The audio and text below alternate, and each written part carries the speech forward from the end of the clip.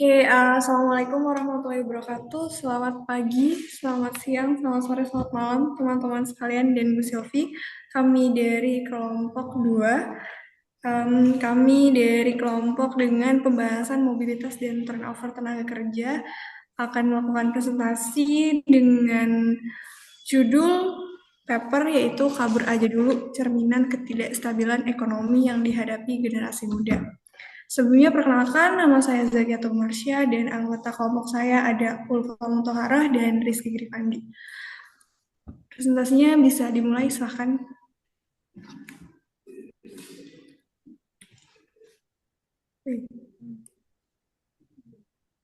Oke.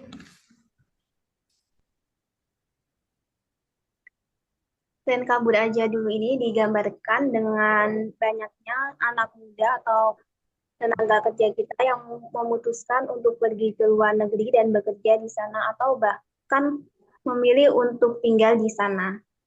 Hal ini bukan berarti menandakan hilangnya rasa cinta mereka terhadap tanah air, melainkan dipicu oleh adanya rasa kecewa masyarakat terhadap kondisi negara yang tidak stabil, baik dari segi ekonomi, sosial, maupun kebijakan pemerintah yang dinilai kurang berpihak pada rakyat. Jadi lebih seperti mereka dipaksa oleh keadaan untuk meninggalkan negara kita dengan tujuan bekerja di luar negeri supaya mendapatkan pekerjaan yang lebih baik dan gaji yang lebih tinggi. Harapannya nanti mereka akan mendapatkan kehidupan yang lebih sejahtera. Next. Seperti yang sudah sedikit disebutkan tadi, jadi faktor yang memicu fenomena ini diantaranya adalah kondisi ekonomi yang tidak stabil, minimnya lapangan pekerjaan, dan kebijakan pemerintah yang dinilai tidak berpihak pada rakyat. Jadi seperti kita sudah berusaha bekerja keras mencari pekerjaan, namun ketika kita mendapatkan pekerjaan, ternyata gajinya sangat kecil dan tidak mampu untuk mencukupi kebutuhan kita karena harga-harga barang kebutuhan kita yang terus naik. Next. Nah, adanya fenomena ini tentu memiliki dampak baik dampak positif maupun dampak negatif. Untuk dampak positifnya, harapannya dengan adanya pekerja migran ini dapat meningkatkan keterampilan, kompetensi, dan pengalaman kerja tenaga kita pada tingkat global. Lalu selanjutnya juga bisa memperluas relasi internasional yang bisa meningkatkan peluang kerja dan kerjasama internasional atau kerjasama antara negara penuju dengan negara tertuju.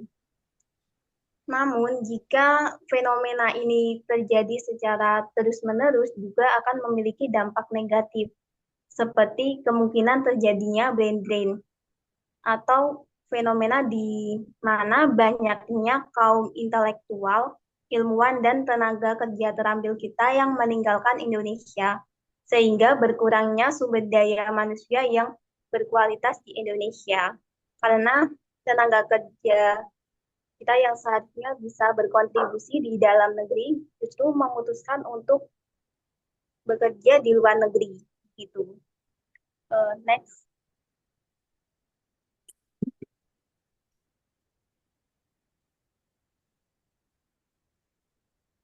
Selanjutnya dilanjutkan oleh teman saya. Oke, perlu kita ketahui bahwasannya tren kabur saja dulu bukan hanya sekedar tren, melainkan bentuk aspirasi dari masyarakat. Dan aspirasi tersebut menarik banyak respon dari kalangan masyarakat tak terkecuali pemerintah dan politikus. Kali ini saya akan merangkum beberapa komentar pro dan kontra yang dikeluarkan dari beberapa politikus di Indonesia. Yang pertama adalah komentar kontra yang dilontarkan oleh Bahlil Lahadila selaku Menteri Energi dan Sumber Daya Mineral dan Wakil Menteri Ketenagakerjaan Immanuel Ebenezer. Mereka berdua berpendapat bahwasanya tren ini merupakan bentuk dari penyimpangan nasionalisme Bahkan men- Wakil Menteri Immanuel Ebenezer mengatakan bahwasanya orang yang kabur ke luar negeri tak perlu kembali ke Indonesia. Hal ini sangat disayangkan karena kalimat tersebut keluar dari seorang wakil menteri yang seharusnya mendengarkan aspirasi masyarakat dan mencari cara agar masalah tersebut bisa terselesaikan. Next.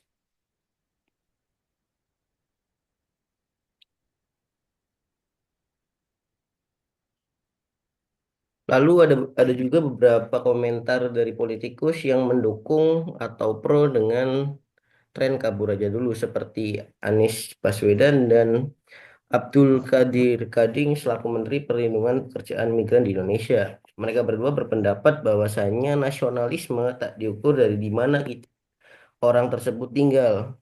Dan Abdul Karding selaku Menteri Perlindungan Pekerjaan Migran mendukung tren tersebut dan menghimbau masyarakat agar eh, melakukan tren ini dengan prosedur yang sesuai dengan cara-cara yang legal.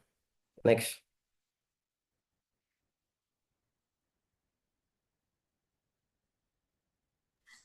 Oke, jadi selanjutnya adalah kita membahas mengenai Jepang sebagai salah satu negara tujuan bagi pekerja migran Indonesia yang ingin bekerja di luar negeri.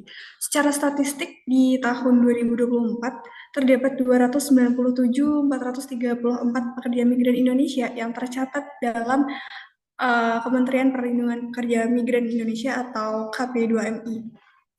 Jepang itu menjadi salah satu negara tujuan utama para pekerja Indonesia.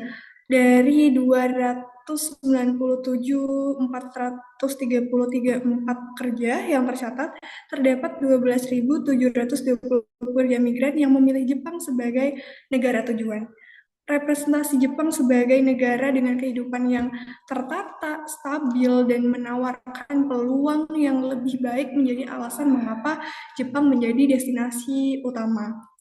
Nah, apa sih faktor terbesar yang mempengaruhi terpilihnya Jepang menjadi salah satu negara tujuan?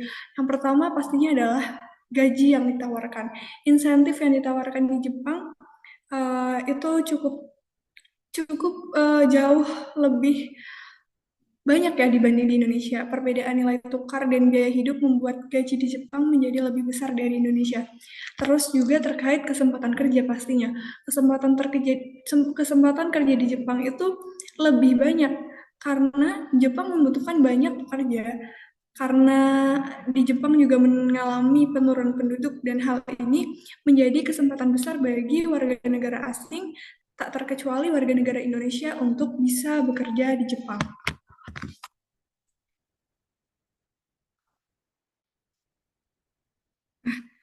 Eh, Salah satu faktor yang sebelumnya sudah disebutkan adalah faktor gaji.